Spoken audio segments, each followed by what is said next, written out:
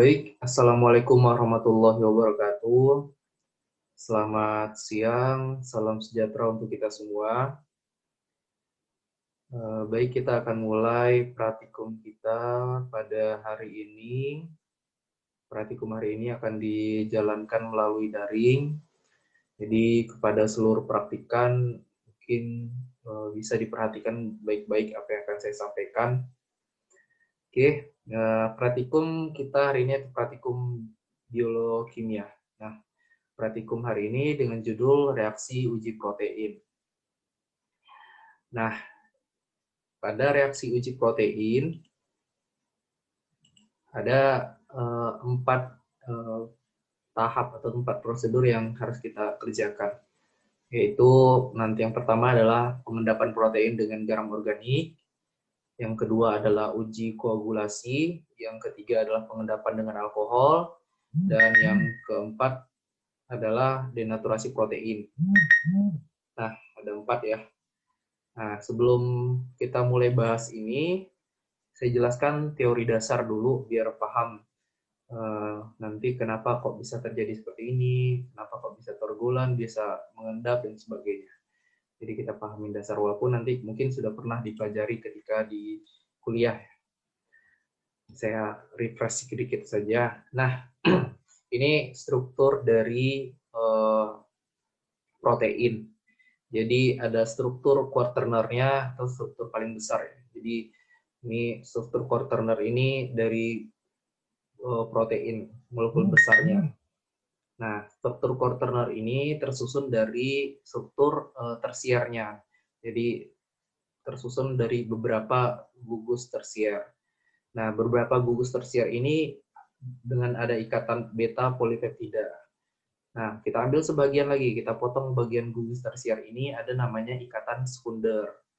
Nah, ikatan sekunder ini tersusun dari berbagai macam asam amino dengan ada ikatan hidrogen, peptida, dan lain-lainnya. Inilah adalah bentuk spiral kalau untuk gugus sekunder. Nah, kalau kita potong lagi, satu gugusnya itu adalah bentuk primernya atau bentuk paling kecil. Unit terkecilnya adalah asam amino. Inilah bentuk asam amino tunggal dari unit penyusun protein. Nah, itu untuk struktur. Jadi nanti struktur ini berkaitan sama denaturasi. Jadi coba dipahamkan bentuk-bentuk strukturnya. Nah, yang selanjutnya ini adalah sifat dari protein. Jadi nanti pernah ada dengar nanti namanya ion Zwitter atau titik isoelektrik. Nah, maksudnya bagaimana? Kalau dia namanya ion Zwitter, itu gugus itu, dalam satu gugus itu dia punya model ion positif dengan ion negatif. Jadi dia ada 2 gugus positif dan negatif dalam satu gugus, satu molekul, satu senyawanya. Itu namanya ion Zwitter. Kalau namanya isoelektris, iso itu artinya sama atau sejajar. Nah, isoelektrik itu berarti dia pH-nya selalu sama, dia mempertahankan pH-nya. Itu namanya isoelektris. Nah, jadi kenapa asam amino itu dibilang ion Zwitter? Karena dia bisa mempertahankan. Kenapa juga protein itu disebut isoelektris? Karena dia bisa mempertahankan kondisinya. Dia bisa dalam kondisi asam dengan nanti gugus N-nya NH3 kelebihan H plus jadi NH3, atau suasana basah gugus asam karboksilatnya kekurangan H. Nah, ini dia gugusnya. Di sini bisa dipahamin ya. Untuk suasana asam, basah, dan makanya dia ada keadaan netral atau Zwitterionnya. Oke, kita lanjut. Nah, ini dia dari mana datangnya tadi saya telah bilang tentang ikatan peptida. Nah, ikatan peptida itu ada dari 2 monomer atau molekul terkecilnya itu asam amino yang berikatan pada salah yang gugus asam amino pertama itu pada ikatan karboksilnya di OH-nya dan asam amino pada gugus aminnya di H-nya berikatan sehingga nanti H berikatan semua H menghasilkan OH2O. Nah, disinilah muncul namanya ikatan peptida. Nah, ikatan peptida inilah namanya ikatan peptida. Nah, Nah, saya jelasin nih, apa sih bedanya koagulasi sama denaturasi. Jadi biar nggak bingung tuh, apa denaturasi, apa koagulasi.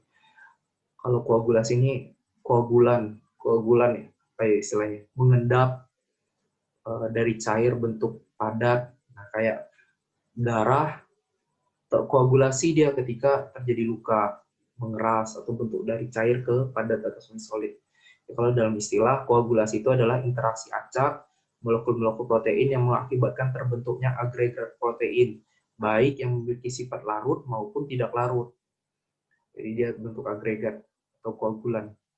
Nah, koagulasi protein ini dilakukan biasanya dengan bantuan koagulan sebagai penggumpal proteinnya. Nah, itu untuk koagulasi, bisa dipahamin ya. Jadi koagulasi itu kayak susu kan protein, padat, cair kan. Nah, kita padatkan bentuk yogurt, itu namanya koagulan. Terkoagulan protein susu menjadi yogurt. Kalau denaturasi, namanya denaturasi itu rusak dia. Hilang naturalisasi itu naturalnya. Jadi hilang dari bentuk naturalnya, bentuk biasanya, atau bentuk normalnya. Nah, denaturasi itu dalam artinya denaturasi dapat diartikan suatu perubahan atau modifikasi terhadap struktur sekunder, tersier, dan kuaterner terhadap molekul protein tanpa terjadi pemecahan ikatan-ikatan kovalen. Tadi sudah saya jelaskan juga tentang struktur sekunder, tersier, dan kuaterner dari protein tadi. Jadi kalau denaturasi ini rusak bentuk normalnya, bentuk awalnya. Dari bentuk kuaterner tadi rusak, ya, entah menjadi bentuk primer, gitu, jadi rusak. Nah, gimana nih perbedaan utamanya nih? Perbedaan utama antara koagulan sama denaturasi.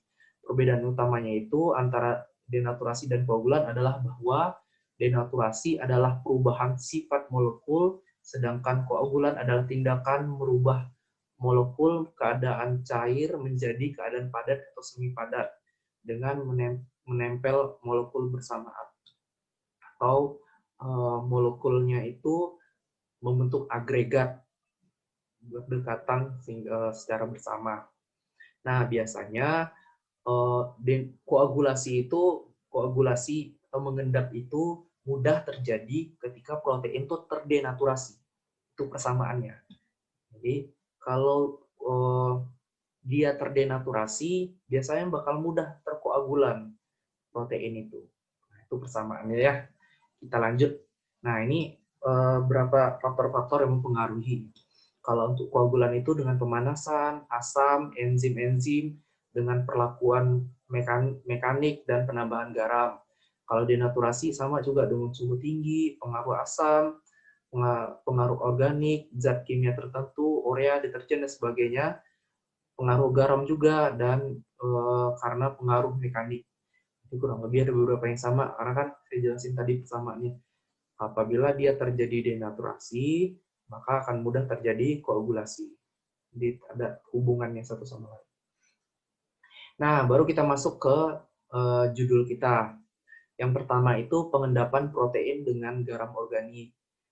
Nah, untuk pertama ini kita mau mengendapkan mengendapkan protein dengan penambahan garam organik.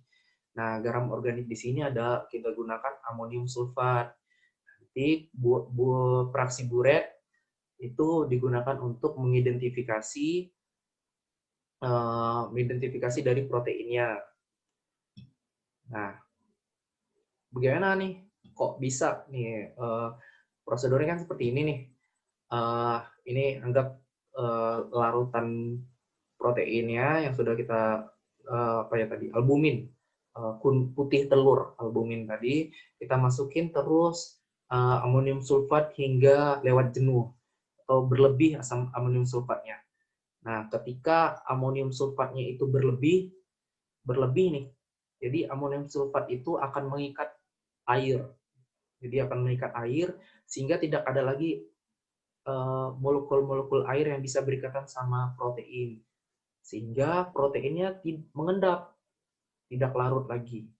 Nah, makanya mengendaplah proteinnya. Nah, proses itu terjadi, ada banyak faktor yang mempengaruhi. Pertama, pengaruh penambahan garam. terhadap kelarutan protein berbeda-beda. Nah, berapa jumlah yang ditambahkan mempengaruhi, konsentrasi mempengaruhi, jumlah muatan ion juga mempengaruhi. Nah, semakin tinggi konsentrasi dan jumlah muatan ion yang ditambahkan atau berlebih, ya tadi saya bilang ya, semakin efektif garamnya itu untuk mengendap. Jadi semakin efektif garam dalam mengendapkan proteinnya. Gitu. Nah, peristiwa mengendapnya garam ini namanya adalah salting out, salting out namanya. Jadi penambahan suatu senyawa atau bahan ke larutan sehingga senyawa lawannya itu mengendap, namanya salting out. Nah, ini reaksi Buret ya tadi. Reaksi Buret itu adalah NOH 10% dengan CuSO4 atau kupri sulfat 0,2%. Nah, saya jelasin nih yang salting out sama salting in. Sebelum itu saya jelasin dulu ikatan kuprinya ya. Kenapa protein itu bisa berikatan sama kupri? Nanti berwarna dia untuk mengidentifikasi bahwa ada kupri. Nah, kupri itu berguna untuk mengidentifikasi ikatan peptida. Yang ikatan peptida saya sudah jelaskan di awal tadi ya, apa ikatan peptida. Nah, seperti ini kurang lebih mekanismenya. Jadi kupri nanti bakal berikatan sama karbonsilat dan gugus amin pada protein tadi, asam amino tadi. Sehingga dia harus ada 2 molekul atau dia harus ada ikatan peptidanya untuk membuktikan bahwa protein itu memiliki ikatan peptida atau ada proteinnya. Itu untuk mengidentifikasi protein menggunakan kupri. Jadi yang berperan pada reagen itu adalah kuprinya. Nah, ini saya jelasin tadi yang mesti jelasin tentang salting in sama salting out. Nah, kalau salting in itu peristiwa penambahan kelarutan dari suatu senyawa organik dengan penambahan suatu garam dalam larutan. Jadi gini nih, ini senyawa A. Saya masukin. Nah, mungkin gini loh. Ini ada senyawa B di dalam labu nih, dia nggak larut, dia mengendap. Saya tambahkan senyawa A. Sehingga senyawa B ini larut dia, namanya salting in. Itu proses ya, mekanisme peristiwa dia. Peristiwanya seperti itu. Nah, bagaimana pengaruhnya? Ada banyak faktor. Ada faktor hidrasi, ada faktor konstan dielektriknya, ada banyak faktor yang mempengaruhi kenapa B ini bisa larut. Nanti kita jelaskan. Nah, yang kedua namanya salting out. Salting out itu peristiwa adanya zat terlarut tertentu yang mempunyai kelarutan besar dibandingkan zat utamanya. Akan menyebabkan penurunan kelarutan zat utama atau pembentukan endapan karena adanya reaksi kimia. Nah, ini mungkin di senyawa A ini di labu ini ada senyawa B. Senyawa B-nya sudah larut dalam terdispersi, dia homogen. Nah, kita tambahkan senyawa A. Nah, dengan ditambahkannya senyawa A ini, senyawa B-nya jadi tidak larut atau mengendap. Kenapa? Karena senyawa A memiliki kekuatan untuk lebih mengikat air. Jadi dia memiliki kelarutan yang lebih besar ketimbang senyawa B. Makanya ini kayak kompetitif gitu, berlawanan. Makanya inilah peristiwa salting out ini yang terjadi ketika penambahan garam untuk protein. Oke, mungkin itu saja. Kita lanjut untuk yang percobaan yang keduanya, itu uji koagulasi. Tadi udah saya jelaskan ya, koagulan itu kayak susu jadi yogurt atau darah dari cair tuh mengeras, itu koagulan. Nah, koagulasi ini adalah penggumpalan atau partikel koloid dan membentuk endapan. Dengan terjadinya koagulasi berarti zat terdispersi tidak lagi membentuk koloid. Jadi sebelumnya dia kan terdispersi atau larut, sehingga kalau dia terkoagulasi maka terjadinya koagulan, bentuknya koagulan. Nah, koagulan ini dapat ditimbulkan berbagai macam, ada berbagai caranya, pertama dengan pemanasan, asam, enzim, dan sebagainya yang saya jelaskan di awal tadi. Nah, ada dua faktor tadi nih untuk yang terjadinya pada prosedur ini. Yang pertama dengan pemanasan, kan dipanaskan nanti putih telurnya, ada juga dengan penambahan asam asetat. Nah, bagaimana tuh pengaruhnya?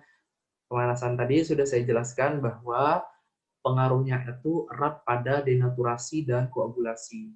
Jadi proteinnya itu terdenaturasi, menghilang struktur tersier quaternernya menjadi bentuk primer, bentuk lebih kecil. Sehingga kalau dia bentuk lebih kecil, maka akan terjadi juga koagulan. Nah, itu dia. Akan terjadi koagulan. Makanya faktornya saling berhubungan antara koagulan dan denaturasi dan koagulan. Nah, dengan penambahan asam asetat apa gunanya tuh? Jadi koagulasi dapat disebabkan juga dengan pengaruhan asam basa. Sudah saya jelasin tadi ya. Ini di slide sebelumnya dengan penambahan asam atau basa. Nah, dengan pengaruh asam atau basa, kita ganggu nih kondisinya. Tadi kan saya dijelaskan zooiterion. Jadi kalau zooiterion protein itu bersifat zooiterion, dia stabil pada kondisi basa dan asam. Nah, tapi kita harus ganggu dia, kita ganggu dengan penambahan asam. Maka kalau dengan penambahan asam, sehingga kalau dengan penambahan asam, berarti kan ada penambahan ion H dari COH-nya terikat pada gugus negatif protein tadi. Nah, gugus negatif protein tadi yang asam karbosilatnya. Nah, ketika ion H dari asam asetat masuk ke dalam gugus larutan akan mempengaruhi keseimbangan dan perkutupan dari molekul protein sehingga mengendaplah dia. Itu dia penambahan asam asetat. Jadi mekanismenya di pengaruh asam dan basa. Nah, koagulasi ini hanya terjadi bila larutan protein berada titik isoelektrik atau berpengaruh pada titik isoelektriknya. Jadi dipengaruhi pada titik isoelektrik, maka baru terjadi koagulasi. Nah, prinsip koagulasi ini adalah protein akan mengalami koagulan apabila dipanaskan pada suhu 50 derajat Celcius atau lebih. Nah, kan prosedur tadi kan putih telur. Nah, putih telur kan albumin itu kandungan yang paling banyak. Nah, albumin itu adalah protein globular yang bersifat larut dalam air dan tidak mempunyai sifat asam amino yang khusus. Pada pengamatannya, pemanasan putih telur pada suhu 60 derajat Celcius mengakibatkan albumin membentuk lipatan dan menghasilkan satu endapan berupa zat putih. Nah, itulah kenapa dipanaskan itu dia bisa mengendap. Nah, berdasarkan hasil percobaan, dihasilkan endapan albumin yang terjadi setelah penambahan asam asetat. Saat direaksikan dengan reaksi biuret, memberikan hasil yang positif. Jadi setelah ditambahkan biuret akan menghasilkan warna spesifik untuk protein yang saya jelaskan tadi di awal. Nah, hasil ini menunjukkan bahwa endapan tersebut bersifat sebagai protein, namun mengalami perubahan struktur karena terjadi denaturasi dari bentuk quaternernya. Sehingga pada uji kelarutan, larutan tidak larut. Endapan juga membentuk. Jadi larutan yang tadi, endapan tadi nggak larut dia karena sudah terdenaturasi. Nah, jadi dia kayak gini nih. Kita ini isi albuminnya, kita tambahkan asam asetat, terus kita panaskan dengan penambahan asam asetat. Tadi kan dia sudah terjadi pengaruh pada proteinnya, pada zooiterionnya. Nah, kalau gitu panaskan lagi, nanti terbentuklah dia endapan. Nah, yang ketiga itu adalah pengendapan dengan alkohol. Nah, penentuan protein metode pengendapan alkohol adalah kompetensi pembentukan antara protein air dengan alkohol dan air. Jadi ini kompetisi antara protein air dan alkohol dengan air. Jadi alkohol itu dapat mengendapkan protein karena gugus fungsi dari alkohol lebih kuat mengikat air sehingga kelarutan proteinnya akan berkurang. Ini kelarutan protein dalam air akan berkurang. Akan berkurang. Nah, larut alkohol dapat menurunkan konstanta dielektrik larutan yang menyebabkan penurunannya kelarutan pengendapan protein. Jadi dengan ditambahkannya protein nih,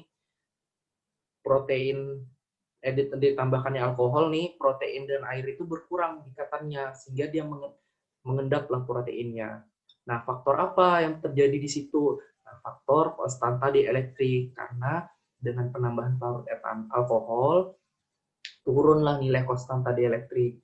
Konstanta dielektrik itu apa? Itu nilai kelistrikan atau nilai kelarutan kepolaran dari suatu senyawa yang dipengaruhi dengan penambahan senyawa lain atau larutan lain ya. Nah, seperti itu. Nah, yang terakhir itu adalah denaturasi protein.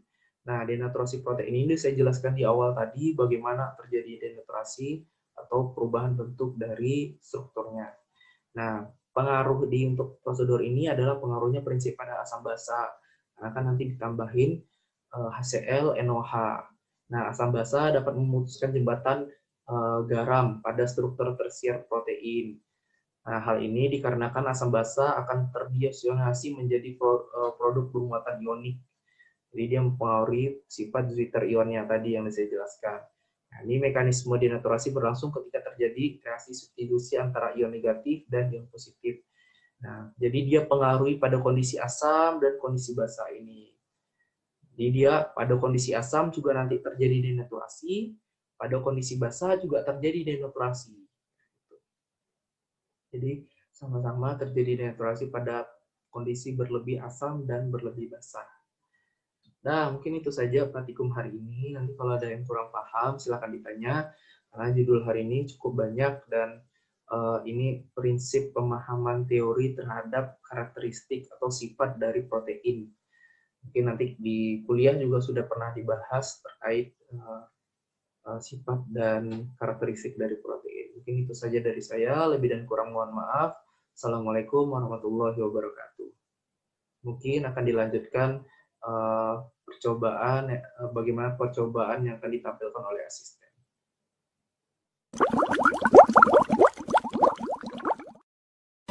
Assalamualaikum warahmatullahi wabarakatuh. Selamat siang semuanya.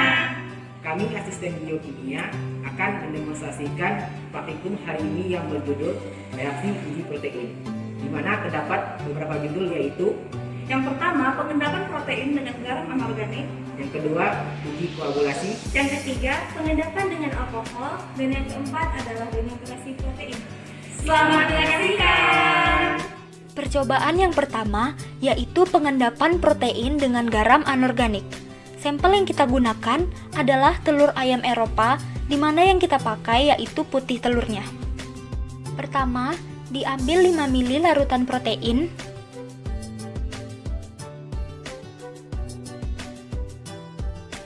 dituangkan ke dalam beker gelas.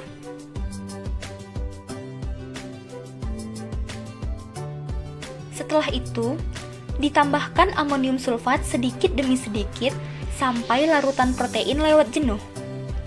Larutan protein yang lewat jenuh ditandai dengan amonium sulfatnya yang tidak larut lagi. Diaduk dengan batang pengaduk. Di sini, amonium sulfatnya masih larut, jadi ditambahkan sedikit lagi.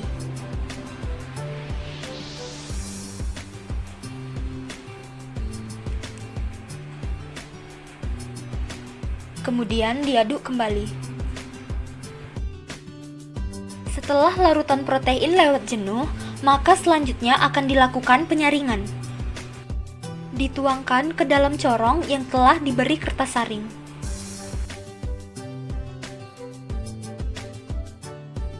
Kita tunggu hasilnya. Filtrat akan turun ke dalam Erlenmeyer dan endapan akan ada di kertas saring. Setelah beberapa menit, akan didapatkan endapannya pada kertas saring. Kemudian diambil dan dimasukkan ke dalam tabung reaksi. Seperti ini. Lalu ditambahkan dengan aquades. Diaduk, kemudian diamati kelarutannya. Hasilnya, endapan ditambah air sama dengan larut. Berikutnya, dilakukan uji reaksi warna dari endapan dan filtrat dengan menggunakan pereaksi Biuret. Dimasukkan endapan dan filtrat masing-masing pada plat tetes.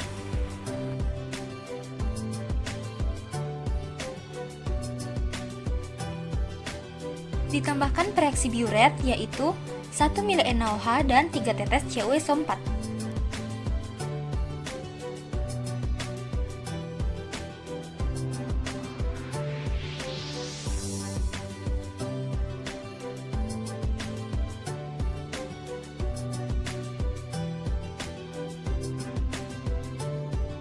Setelah ditambahkan kemudian diaduk. Maka didapatkan hasil filtrat ditambah biuret menghasilkan warna biru keunguan. Dilakukan hal yang sama pada endapannya.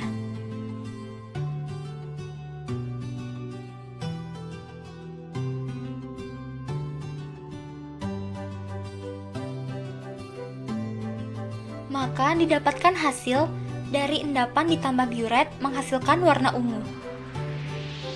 Percobaan yang kedua yaitu uji koagulasi. Sampel yang kita gunakan masih sama, yaitu putih telur dari ayam Eropa. Pertama, diambil 3 mili larutan protein. Selanjutnya dimasukkan ke dalam tabung reaksi.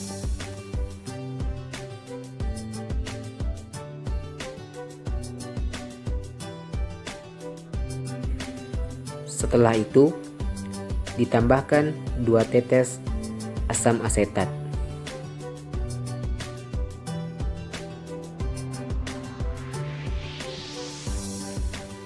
Disiapkan penjepit tabung, lalu diletakkan tabung reaksi di atas penegas air. Dipanaskan tabung reaksi yang berisi sampel dan asam asetat sekitar 2-5 menit, dengan catatan putih telurnya jangan sampai masak. Selanjutnya, endapannya akan kita uji. Diambil endapan dari tabung reaksi dan kita masukkan ke dalam plat tetes. Kita ambil endapan pertama, kita uji dengan air. Kita ambil endapan yang kedua, kita uji dengan pereaksi biuret. Selanjutnya, kita tambahkan Aquades sebanyak 2-3 tetes pada endapan yang pertama. Lalu diaduk, diperhatikan kelarutannya.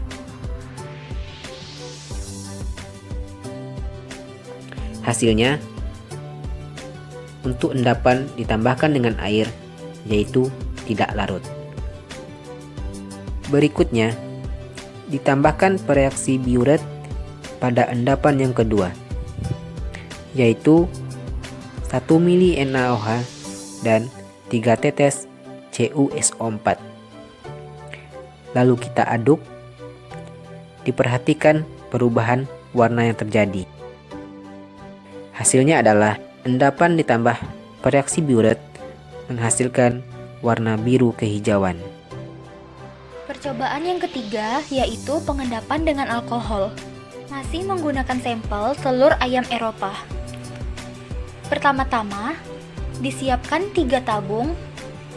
Jangan lupa di label tabung pertama, tabung kedua, dan tabung ketiga. Masing-masing tabung diisi dengan larutan protein sebanyak 3 mili. Dituangkan ke dalam tabung pertama.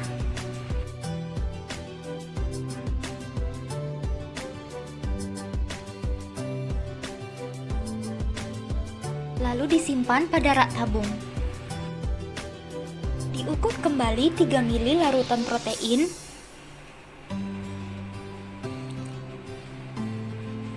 Dimasukkan ke dalam tabung kedua.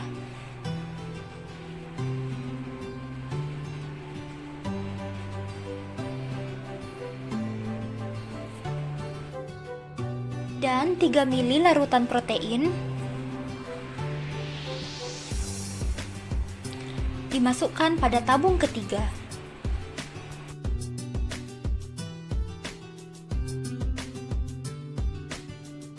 Selanjutnya, tabung pertama ditambahkan 1 mili HCl dan 6 mili etanol.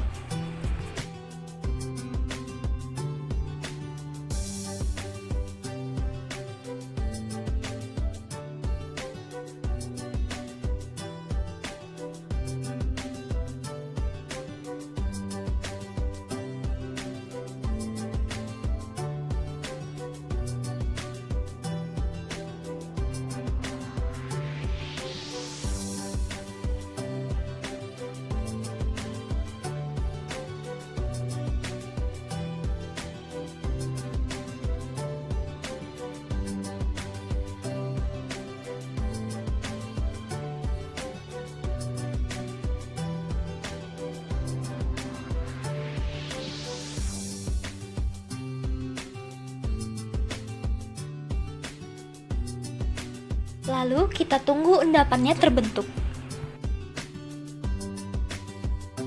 Berikutnya, untuk tabung kedua ditambahkan 1 mili NaOH dan 6 mili etanol.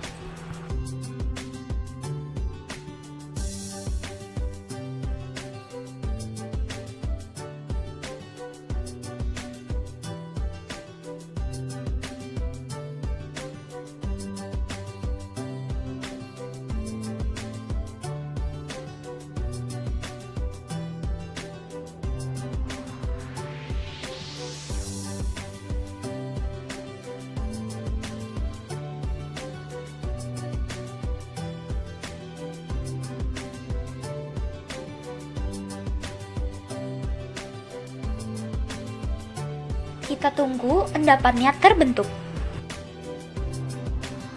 Lalu, untuk tabung ketiga, ditambahkan 1 mili buffer asetat dan 6 mili etanol.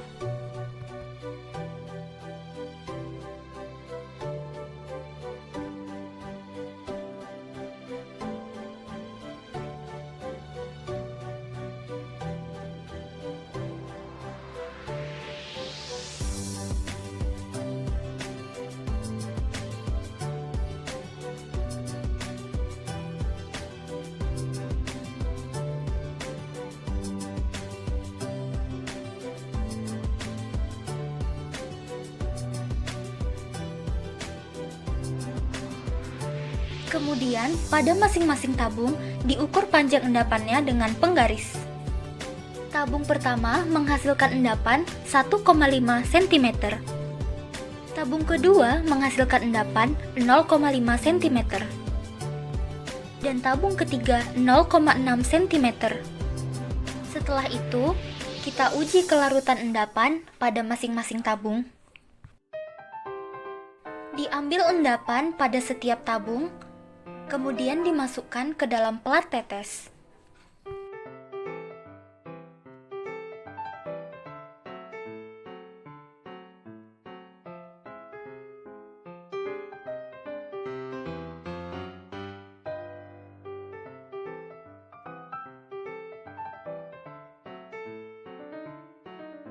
Ditambahkan beberapa tetes Aquades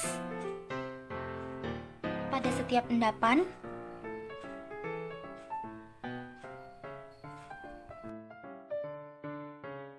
Dan diaduk. Hasilnya, endapan pada tabung pertama tidak larut. Begitu juga dengan tabung kedua. Dan sama halnya dengan tabung ketiga. Percobaan yang keempat adalah denaturasi protein. Pertama, disiapkan 3 buah tabung. Masing-masing tabung diisi dengan 3 mili larutan protein. Ini adalah tabung pertama.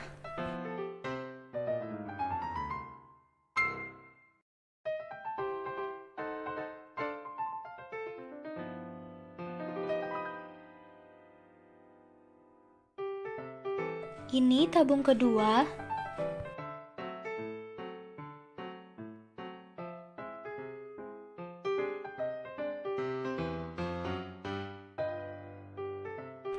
Dan ini tabung ketiga.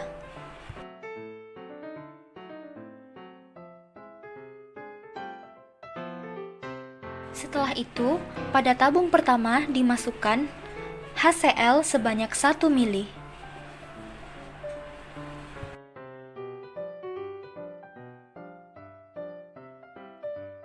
Kemudian, pada tabung kedua dimasukkan NaOH sebanyak 1 mili.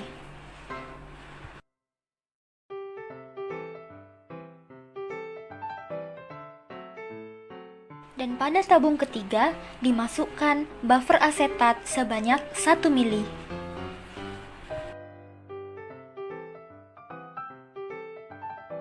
Setelah itu, kita bawa ketiga tabung ini ke penangas air untuk dipanaskan.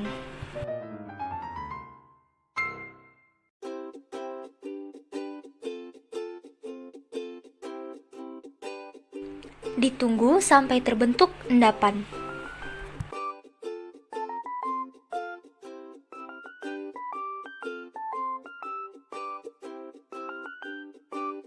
seperti ini. Setelah itu, kita ukur endapan pada masing-masing tabung. Endapan di tabung pertama 2 cm, di tabung kedua 2,1 cm, di tabung ketiga 1,8 cm. Pada tabung 1 dan 2 ditambahkan buffer asetat dengan cara mengambil endapannya lalu ditambahkan dengan buffer asetat. Kemudian, endapan pada ketiga tabung tersebut kita uji kelarutannya dengan menambahkan Aquades. Dimasukkan endapan pada masing-masing tabung ke dalam plat tetes. Lalu, ditambahkan 3 tetes Aquades pada tiap-tiap endapan.